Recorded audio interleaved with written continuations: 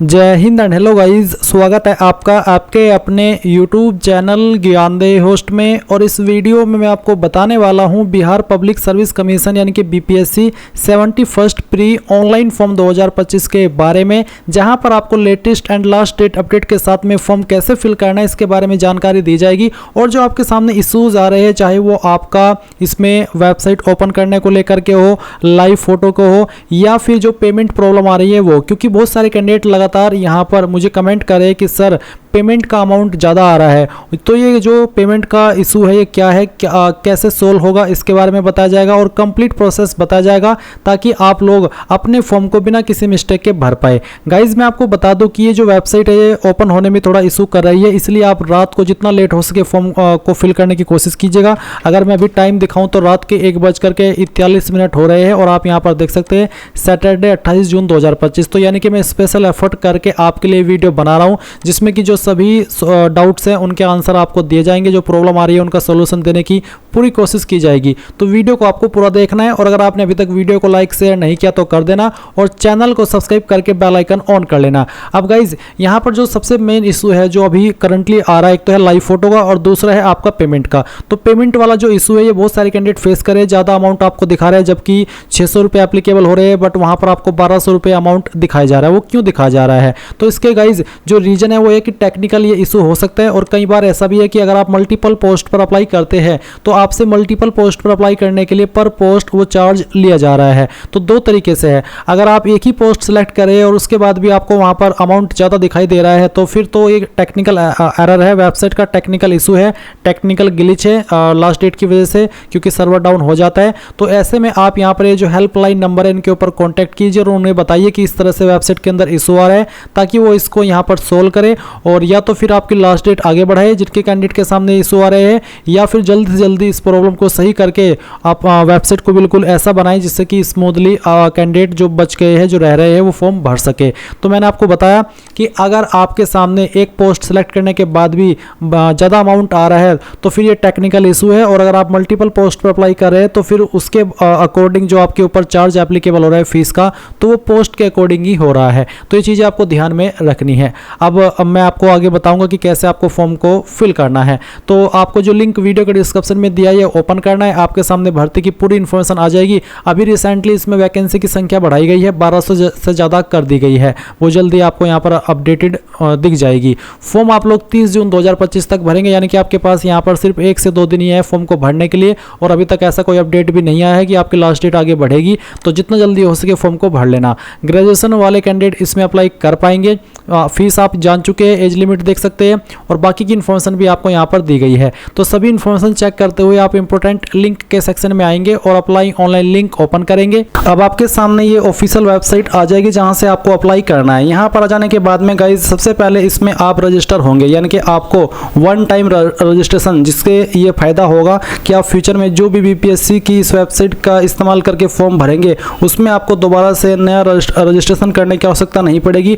आप इसी login information का इस्तेमाल करके कोई भी फॉर्म भर सकते हैं। अगर आपने पहले से इसके ऊपर रजिस्ट्रेशन करके रखा है तो फिर आपको रजिस्ट्रेशन करने की आवश्यकता नहीं है। आप डायरेक्टली आपका रजिस्टर्ड ईमेल या फिर मोबाइल नंबर या फिर यूजर नेम यहाँ पर डालेंगे, उस वक्त आपने जो पासवर्ड बनाया था वो यहाँ पर डालेंगे और लॉगिन कर लेंगे। पर गाइज क्योंकि आप फ्रेशर है, आपने इस वेबसाइट का इस्तेमाल करके अभी तक कोई फॉर्म नहीं भरा, तो पहले आपको इसमें रजिस्ट्रेशन यानी कि वन टाइम रजिस्ट्रेशन करना होगा। तो आप यहाँ पर न्यू रजिस्ट्रेशन इसके ऊपर क्लिक करेंगे। इसके ऊपर क्लिक करने के बाद आपके सामने इस तरह से इंस्ट्रक्शंस आएंगे, ये सभी आपको चेक करते हुए यहाँ पर इसको क्लोज कर देना है।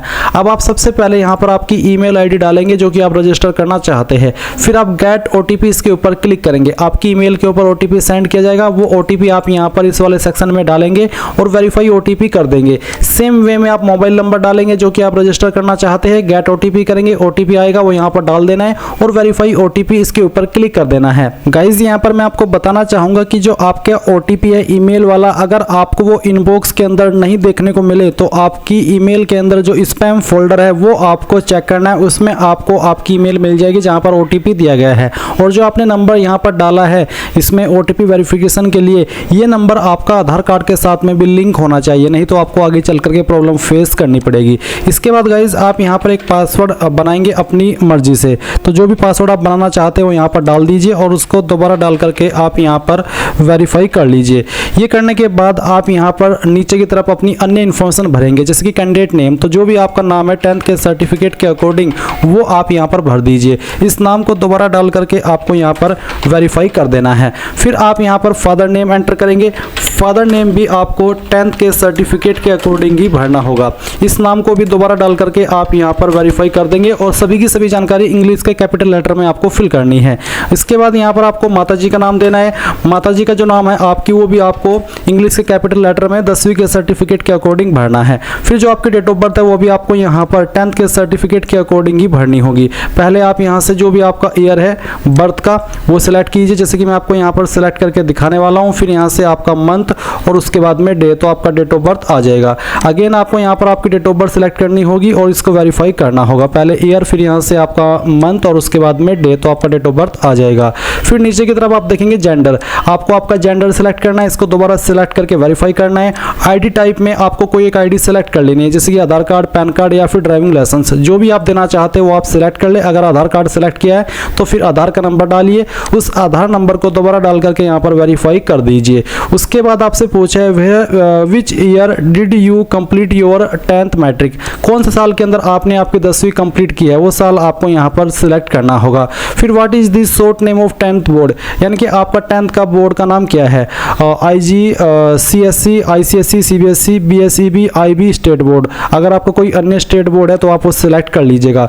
उसके बाद यहाँ पर है what is your seat roll number of 10th matric, यानी कि 10वीं का जो रोल नंबर है वो क्या था वो आपको यहाँ पर एंटर करना होगा। स्टेट बोर्ड वो कैंडिडेट सेलेक्ट करेंगे जिन्होंने यूपी बोर्ड से, MP बोर्ड से या फिर किसी स्टेट के अन्य बोर्ड से अपनी 10वीं कंप्लीट की है। अगर आप बिहार बोर्ड से किए हो तो आप यहाँ पर BSEB सेलेक्ट कर सकते हैं। इसके बाद आता है which year did you complete your 12th, किस साल के अंदर आपने 12वीं कंप्लीट की थी वो सेलेक्ट कर लेंगे। What is your blood group, guys यहाँ पर ब्लड ग्रुप आप सभी से पूछे और ये ऑप्शन का आंसर करना भी अनिवार्य है। अगर आपको आपका ब्लड ग्रुप नहीं पता तो ऐसे में क्या करेंगे, या तो आप अपना ब्लड टेस्ट करा लीजिए, या फिर अगर आप अभी नहीं देना चाहते, आपको नहीं पता, तो आप यहाँ पर NA यानी कि नॉट अवेलेबल ये लिख दीजिएगा। पर अगर आपको यहाँ पर पता है कि आपका ब्लड ग्रुप क्या है तो आप यहाँ पर ब्लड ग्रुप लिख सकते हैं। उसके बाद what is your favourite sports person, आपका फेवरेट स्पोर्ट्स पर्सन कौन है वो आपको यहाँ पर एंटर कर देना है आपकी चॉइस के अकॉर्डिंग, तो जो भी है वो आप यहाँ पर लिख दीजिएगा। उसके बाद आप यहाँ पर जो कैप्चा है आपके सामने वो डालेंगे और रजिस्टर के ऊपर क्लिक करेंगे। अब यहाँ पर आपके सामने है कि are you sure you want to redirect to DigiLocker, तो आप यहाँ पर क्या डिजिलॉकर के लिए रिडायरेक्ट होना चाहते हैं, तो आप यहाँ पर यस करिए। यस करने के बाद में आपको डिजिलॉकर के ऊपर साइन किया जाएगा।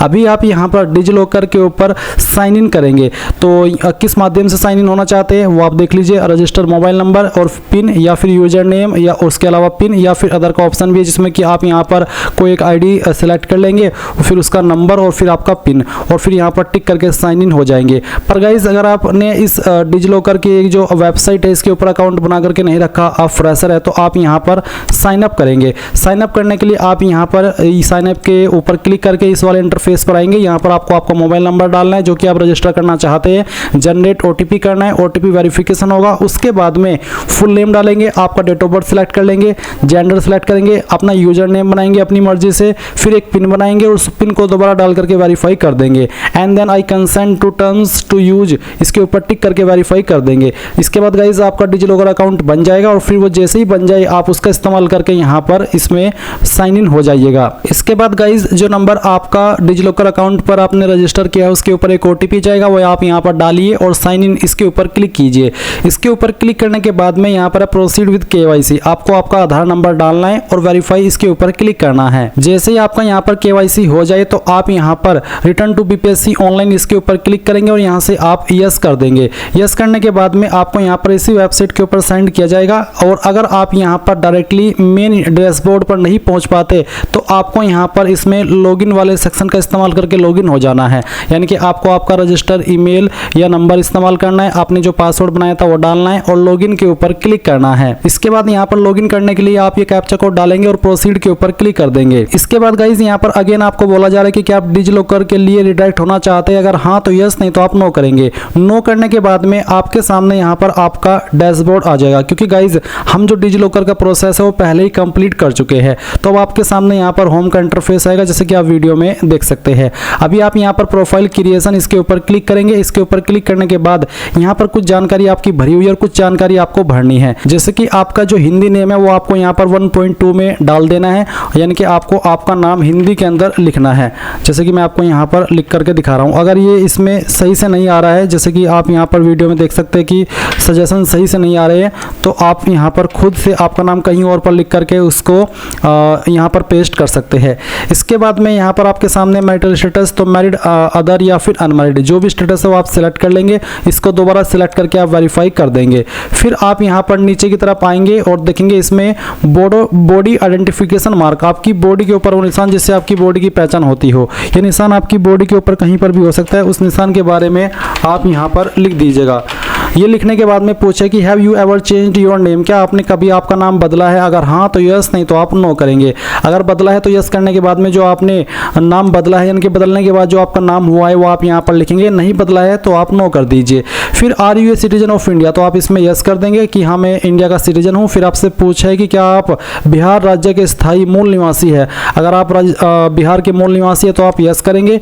और उसके बाद में आपसे पूछा है दोबारा से, इसको टिक करके आपको वेरीफाई कर देना है। फिर है रेसिडेंट सर्टिफिकेट नंबर, यानी कि जो आपका निवास प्रमाण पत्र है उसका जो सर्टिफिकेट नंबर है वो आपको डालना है, और किस डेट में सर्टिफिकेट बना है वो डेट आपको यहाँ पर सिलेक्ट कर लेनी है। आपको आपका सर्टिफिकेट चेक करना है, उसके ऊपर ये डेट लिखी होती है। उसके बाद कास्ट कैटेगरी डिटेल, क्या आप किसी आरक्षित कोटि से है, अगर हाँ तो यस, और यस करने के बाद में फिर बताएंगे कि आपकी इनमें से कौन सी आरक्षित कैटेगरी है, SC ST EBC BC जो भी है वो ये आपको सिलेक्ट करनी है। मैं डेमो के लिए जानकारी आपको भर करके दिखा रहा हूँ, उसको दोबारा सिलेक्ट करके वेरीफाई करना होगा। फिर आपकी जो कास्ट नेम है वो आपको यहाँ पर सिलेक्ट करनी होगी। उसके बाद में कास्ट सर्टिफिकेट नंबर देना होगा, कब आपका कास्ट सर्टिफिकेट जारी हुआ है वो डेट आपको यहाँ पर सिलेक्ट कर लेनी है। ये सब इन्फॉर्मेशन आपकी कास्ट सर्टिफिकेट की और किस डेट में जारी हुआ है उसकी सर्टिफिकेट के ऊपर आपको देखने को मिल जाएगी। कोई इशू आए उसमें तो आप कमेंट के माध्यम से पूछ लेना। फिर है सर्टिफिकेट इशूड बाय, किसके द्वारा इशू हुआ है, बिहार या अदर, तो यहाँ पर मैं बिहार सेलेक्ट कर लेता हूँ। फिर आता है कि विज्ञापन के अनुसार क्या आप स्वतंत्रता के सेनानी नाती नातिन पोता पोती है, अगर हाँ तो यस, नहीं तो आप नो करेंगे। फिर है क्या आपको दिव्यांगता के कारण लेखक स्क्राइब की आवश्यकता है, क्या आप दिव्यांग है, पहले तो दिव्यांग वाला आंसर करिए कि हाँ मैं दिव्यांग हूँ या फिर नहीं, और उसके बाद में आप यहाँ पर अगले वाला जो सवाल है इसका भी आंसर कर देंगे। फिर क्या आप एक मेधावी खिलाड़ी है, अगर है तो यस, नहीं तो आपको नो करना है। क्या आप एक भूतपूर्व सैनिक है, नौसेना, वायुसेना या फिर सेनावृत्ति से, अगर हाँ तो यस, नहीं तो आप नो करेंगे। क्या आप एक NCC कैडेट है, अगर हाँ तो यस, नहीं तो आपको नो करना है। क्या आप बिहार सरकार के कर्मचारी है, अगर हाँ तो यस, नहीं तो आपको नो करना है। फिर आप यहाँ पर इस जानकारी को सेव कर देंगे। ये जानकारी सेव करने के बाद में आप यहाँ पर स्टेप 2 एड्रेस इन्फॉर्मेशन पर आ जाएंगे, जहाँ पर आपको आपका परमानेंट एड्रेस पहले भरना है। तो आपका जो भी परमानेंट एड्रेस है उसका पार्ट आप यहाँ पर एड्रेस लाइन 1, 2 और 3 यानी कि थोड़ा थोड़ा पार्ट तीनों लाइन के अंदर लिख देंगे।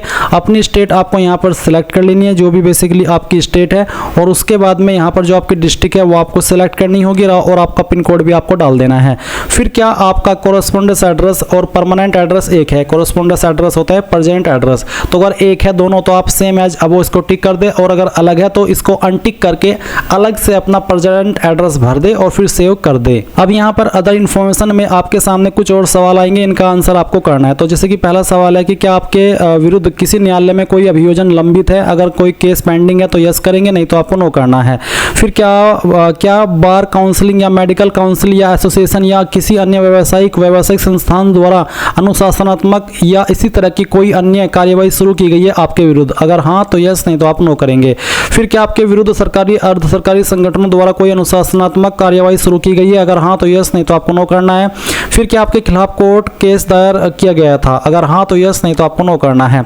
फिर यहाँ पर क्या आपको BPSC UPSC या फिर अन्य PCS किसी अन्य संगठन द्वारा आयोजित परीक्षा चयन के लिए वर्जित या काली सूची में डाला गया, यानी कि क्या आपको ब्लैक लिस्ट किया गया, अगर हाँ तो यस, नहीं तो आपको नो करना है। फिर यहाँ पर आपको पुरस्कार पदक छात्रवृत्ति आदि का विवरण देना है। टीम खेल स्पोर्ट्स NCC हिच हाइकिंग पर्वतारोहण आदि अगर आपने किया है कुछ इसमें से तो आप यहाँ पर उसके बारे में 100 कैरेक्टर की लिमिट रखते हुए उसके बारे में डिटेल्स दे सकते हैं। कोई स्कूल कॉलेज में आपकी जो पोजीशन आई थी वो आप बता सकते हैं। कोई अन्य आपने एक्टिविटी की हो उसके बारे में आप बता सकते हैं, नहीं तो आप इसको सेव कर दीजिएगा, कोई जानकारी भरने की आवश्यकता नहीं है। उसके बाद आप स्टेप 4 पर क्लिक करेंगे जो कि है क्वालिफिकेशन इन्फॉर्मेशन। तो यहाँ पर आ जाने के बाद में आपको यहाँ पर अपनी जानकारी भरनी है। तो आप यहाँ पर नीचे की तरफ आएंगे और सबसे पहले आपको इसमें 10वीं की इन्फॉर्मेशन देनी होगी। तो आप 10th सेलेक्ट कर ले, उसके बाद में आपको यहाँ पर भी 10th सेलेक्ट करना है। इसके बाद यहाँ पर जो सब्जेक्ट ब्रांच है इसके ऊपर एप्लीकेबल नहीं होता, तो आप इसको रहने दीजिए। उसके बाद आप यहाँ पर बताइए कि आपने कौन सी स्टेट से आपकी जो 10वीं है वो की है, उस स्टेट को आपको यहाँ पर सिलेक्ट करना होगा। उसके बाद में आपको यहाँ पर आपका बोर्ड सेलेक्ट कर लेना है। तो जो भी आपका बोर्ड है वही आप सिलेक्ट कर लीजिएगा। उसके बाद में आपने जो क्वालिफिकेशन है वो आपने पास कर लिया है या अभी आप कर रहे हैं, तो मैं यहाँ पर इसको पास सेलेक्ट कर लेता हूँ। फिर डेट ऑफ क्वालिफिकेशन कंप्लीशन, यानी कि कब आपने आपकी 10वीं कंप्लीट कर ली थी वो आपको यहाँ पर बताना है। तो आप इस तरह से आपका जो डिटेल है वो सिलेक्ट कर लेंगे, यानी कि पासिंग डेट आपको बतानी होगी। तो जिस डेट में की है वो आप सिलेक्ट कर लेंगे।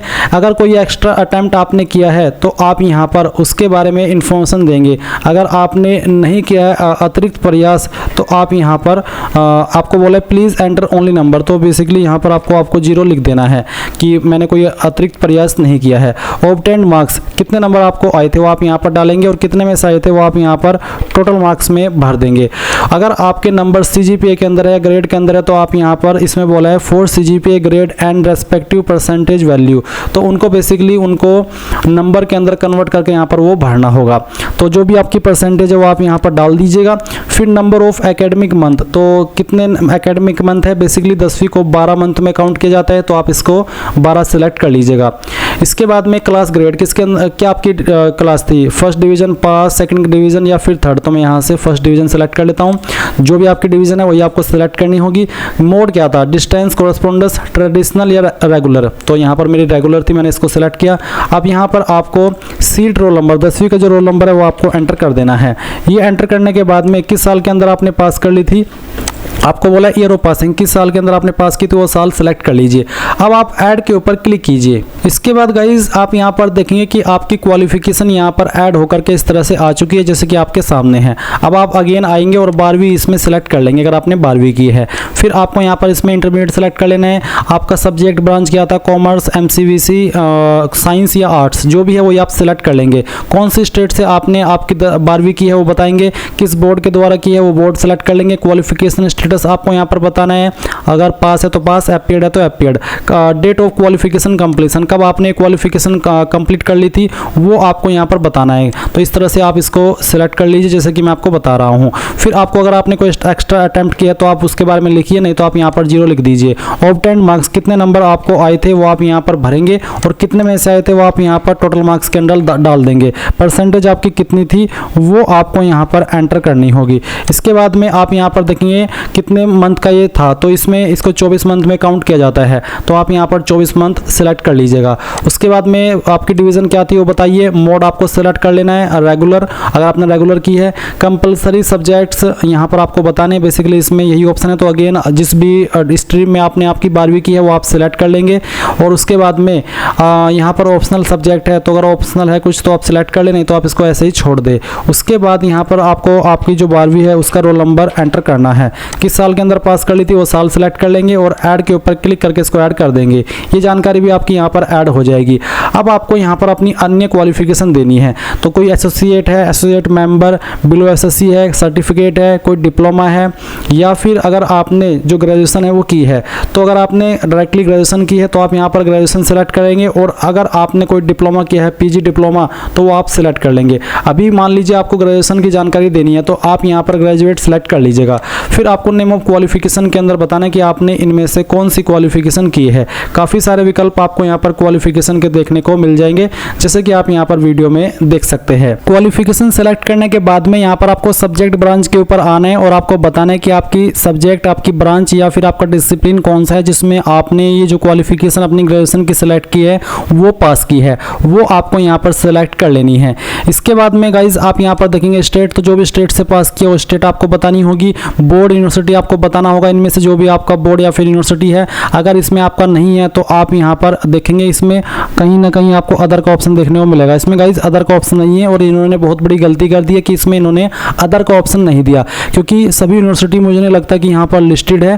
तो इसमें आप जैसे कि अदर का ऑप्शन नहीं है, तो मैंने यहाँ पर स्टेट उत्तर प्रदेश सेलेक्ट किया, तो इसमें बोर्ड यूनिवर्सिटी में उत्तर प्रदेश आ रहा है। इसका मतलब है कि यहाँ पर जैसे कि आपने जिस भी स्टेट से आपकी जो क्वालिफिकेशन है वो कंप्लीट की है और उसका जो नाम है वो यहाँ पर नहीं आ रहा है, तो फिर आप यहाँ पर इस तरह से स्टेट सेलेक्ट कर ले, जैसे कि मैंने आपको यहाँ पर सेलेक्ट करके दिखाई है। और अगर आपको आपके इंस्टीट्यूट का नाम देखने को मिल रहा है तो आप यहाँ पर वो सिलेक्ट कर लीजिएगा। क्वालिफिकेशन स्टेटस पास कर चुके या फिर अभी कर रहे हैं, तो मैं यहाँ पर पास सेलेक्ट कर लेता हूँ। कब आपने क्वालिफिकेशन पास कर ली थी वो आपको यहाँ पर सिलेक्ट कर लेना है, इस जैसे कि मैं आपको यहाँ पर सिलेक्ट करके दिखाने वाला हूँ। ये करने के बाद में आप यहाँ से जो आपका मंथ है जिसमें आपने पास की थी वो करेंगे और फिर डेट। उसके बाद अगर कोई एक्स्ट्रा अटैम्प्ट है तो लिख दीजिए, नहीं तो आप यहाँ पर 0 लिख देंगे। कितने नंबर आपको आए थे ये मैं डेमो के लिए फिल करके दिखा रहा हूँ, आप आपके रियल सभी ईयर के नंबर यहाँ पर डाल दीजिएगा। अपनी परसेंटेज या फिर CGPA यहाँ पर भर देंगे।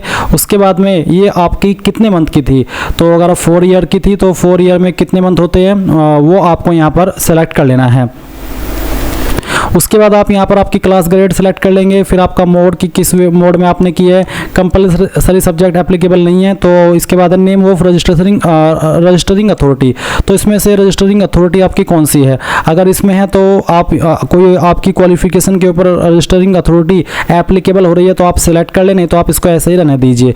फिर यहाँ पर है काउंसिल रजिस्टर नंबर, तो आप रजिस्टर नंबर दे दीजिए अगर आपके पास है, नहीं तो खाली छोड़ दीजिए। Date of renewal, seat roll number, तो आपका जो भी फाइनल ईयर का रोल नंबर था वो आप यहाँ पर एंटर कर दीजिएगा। किस साल के अंदर आपने पास कर ली थी वो साल आपको यहाँ पर सिलेक्ट कर लेना है। इसके बाद आप ऐड के ऊपर क्लिक कर देंगे। इसके बाद आप यहाँ पर जब एक्सपीरियंस के सेक्शन में आएंगे, अगर आपके पास एक्सपीरियंस है तो आप यहाँ पर यस करके उसकी जानकारी भर सकते हैं, जैसे कि एम्प्लॉयमेंट प्रेजेंट है या फिर पास्ट है वो आप बताएंगे। एम्प्लॉयमेंट टाइप बताएंगे, डिपार्टमेंट या इंस्टीट्यूट या ऑर्गेनाइजेशन बताएंगे जहाँ पर आपने काम किया है, और उसके बाद में क्या कार्यालय संस्थान बिहार क्षेत्र की परिधि में अवस्थित है वो आप बताएंगे यस नो में कि हाँ या फिर ना। किस पोस्ट पर आपने काम किया वो इस पोस्ट सेलेक्ट करेंगे। नेचर ऑफ जॉब बता देंगे यहाँ पर सेलेक्ट करके कि किस तरह का आप काम करते थे। फिर weather the post is gazetted वो आपको बताना है यस नो में। नेचर ऑफ अपॉइंटमेंट बताना है, कितनी सैलरी मिलती थी वो बताना है। ग्रेड पे बताना होगा, बेसिक पे बताना होगा, monthly gross salary, medical college and institute ये बताना होगा कि कौन सा था। फ्रॉम डेट कब आपने जॉब ज्वाइन की थी वो आप सिलेक्ट करेंगे और फिर यहाँ पर इसमें ईयर मंथ और डे भर देंगे। सेव करके जानकारी सेव हो जाएगी। पर अगर आपके पास कोई एक्सपीरियंस नहीं है तो आप सिंपली इसमें नो कर दीजिए और यहाँ पर सेव कर दीजिए।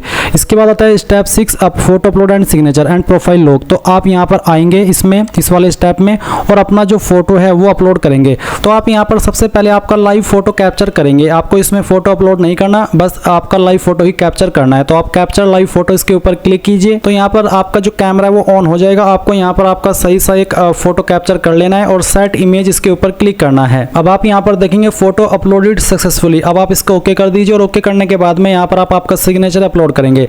इंग्लिश वाला सिग्नेचर और हिंदी वाला सिग्नेचर।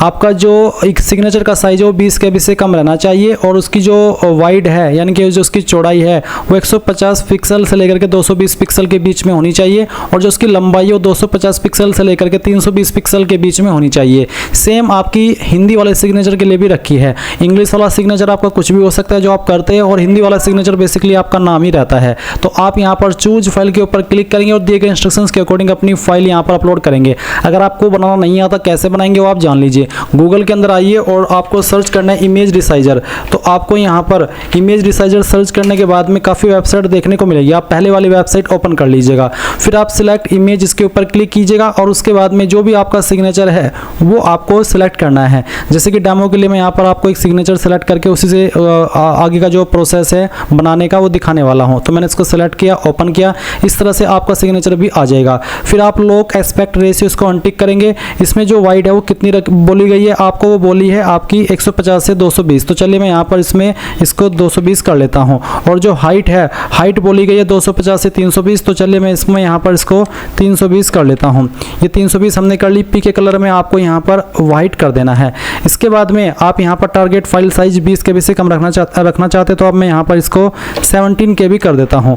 इसके बाद मैं यहाँ पर इसमें सेव इमेज एज, तो चलिए मैं इसको जेपीजी सेलेक्ट करता हूँ। फिर यहाँ पर मैं रिसाइज इमेज इसको कर देता हूँ। अब ये करने के बाद में यहाँ पर इस तरह से आपका इमेज बन करके तैयार होगा। आप डाउनलोड इमेज इसके ऊपर क्लिक कीजिए।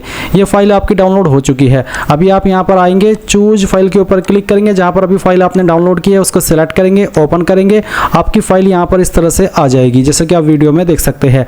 और उसके बाद आप सेम वे में आपका हिंदी का सिग्नेचर सेलेक्ट करेंगे और फिर आप यहाँ पर सेव के ऊपर क्लिक करेंगे। सेव के ऊपर क्लिक करने के बाद देखेंगे सिग्नेचर इमेज अपलोडेड सक्सेसफुली। अब आप यहाँ पर आई एग्री के ऊपर क्लिक करेंगे और उसके बाद में सबमिट एंड लॉक प्रोफाइल इसके ऊपर क्लिक करेंगे। गाइज यहाँ पर अगर आप सबमिट एंड लॉक प्रोफाइल का जो ऑप्शन है वो एक्टिव नहीं देख पा रहे हैं और आपके सामने यहाँ पर जो स्टेप 4 है क्वालिफिकेशन इन्फॉर्मेशन का वो रेड आ रहा है, तो आपको क्या करना है, यहाँ पर आना है। और यहाँ पर आने के बाद में जो आपने आपकी क्वालिफिकेशन भरी है, क्वालिफिकेशन की जानकारी ऐड करने के बाद में आपको उसको सेव करना होगा। जैसे कि मैं आपको दिखाता हूँ कैसे। अगर आप उसको मिस कर गए थे तो मैं आपको अगेन दिखाता हूँ। मैंने यहाँ पर आप जो डिग्री की क्वालिफिकेशन है वो भर रखी है। मैं इसको ऐड के ऊपर आता हूँ, यानी कि एडिट के ऊपर आता हूँ। तो इस तरह से आपके सामने ऑप्शन आएंगे। आपने सभी जानकारी भर ली।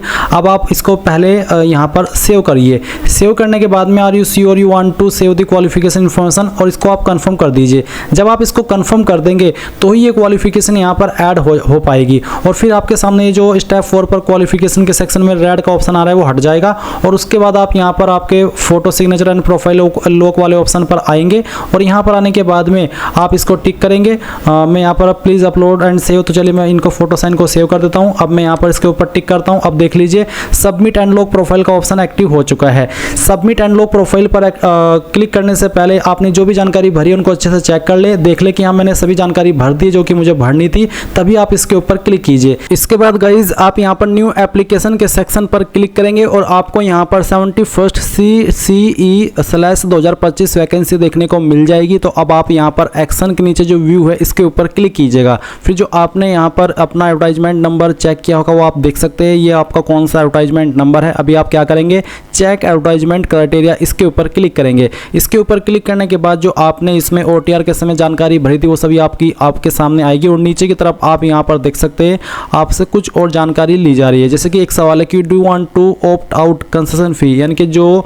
SC ST को कम फीस पे करनी पड़ती है, और अगर आप SC ST है तो क्या आप वो कंसेशन फी नहीं देना चाहते, यानी कि आप पूरी फीस देना चाहते हैं। अगर आप पूरी फीस देना चाहते हैं तो आप यहाँ पर यस करेंगे। और अगर आप जो आपकी कैटेगरी के ऊपर फीस एप्लीकेबल हो रही है वही फीस देना चाहते हैं तो आपको नो कर देना है। अगर आप यस करेंगे तो फिर आपको यहाँ पर देख सकते हैं कंसेशन फी 150 है और विदाउट कंसेशन फीस आपको 600 रुपये देने पड़ते हैं। तो मैं यहाँ पर नो कर देता हूँ। फिर यहाँ पर सवाल है कि enter previous attempts of appearing in competitive examination conducted by BPSC, enter 0 if you are not Bihar government employee. अगर आप बिहार गवर्नमेंट के एम्प्लॉय नहीं है तो आप यहाँ पर 0 एंटर करेंगे। और गाइज अगर आपने जो कॉम्पिटिटिव एग्जाम है कोई दिया है BPSC का तो आप यहाँ पर उसकी संख्या डालेंगे, नहीं तो आप यहाँ पर वैसे भी 0 डाल सकते हैं।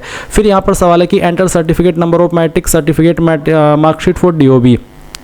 तो बेसिकली यहाँ पर आपका जो सर्टिफिकेट नंबर है मैट्रिक सर्टिफिकेट का वो आपको डालना है। फिर उसके बाद में enter issue date of matric certificate, आपका जो 10वीं का सर्टिफिकेट है वो कब इशू हुआ था वो डेट आप यहाँ पर एंटर कर देंगे। फिर यहाँ पर सवाल आता है enter full address of places where candidate stayed more than 6 month in last 3 year, यानी कि कैंडिडेट पिछले 3 साल के अंदर जिस भी जगह पर 6 महीने से ज़्यादा रहा है उस जगह का आपको यहाँ पर एड्रेस देना होगा। अगर आप यहाँ पर आपके जो मेन एड्रेस है, जो आपका जो भी एड्रेस है घर का परमानेंट, उसी जगह पर रह रहे हैं पिछले 3 साल से, तो आप उसी का एड्रेस यहाँ पर भर दीजिएगा। फिर enter from date of places where candidate stayed more than 6 month, यानी कि जो आपने यहाँ पर एड्रेस भरा है तो आप उस एड्रेस पर कब से रह रहे हैं। अगर आपने पिछले 3 साल के अंदर कहीं पर भी 6 महीने से ज़्यादा निवास किया है तो फिर आप बताएंगे कि उस जगह पर जो आपने निवास किया है वो किस डेट से स्टार्ट किया था। उसके बाद में enter to date of places where candidate, अब यहाँ पर जो आपने डेट डाली है 8 पॉइंट में, ये तो वो डालिए जब